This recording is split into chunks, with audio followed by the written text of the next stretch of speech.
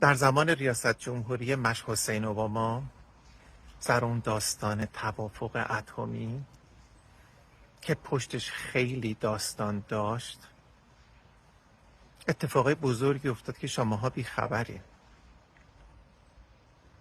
قرار بود که امریکا پولای بلوکه شده ایران رو بهش برگردونه. امریکا گفت به شرط این پولو میدم که بیشترش رو اینجا سرمایه گذاری بکنید.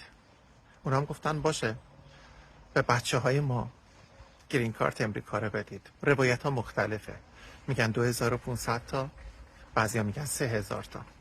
اون سال لاتاری کنسل شد، همه گرین کارت ها رو به این آشغال زاده ها و انگل زاده ها دادن. ذوق کرده بودن، میرفتن اسم می نوشتن نمیخوای بری امریکا، نمیخوای بری امریکا. این پوله هم که اینجا بود بین همین توله هاشون تقسیم کردن. در منطقه اورنج کانتی تا سندیگو زیباترین جاها رو برای اقیانوس اینا خریدن. مغازه خریدن، نمایشگاه اتومبیل خریدن، رستوران خریدن، سرمایه گذاری کردن، پمپ بنزین خریدن، مال خریدن.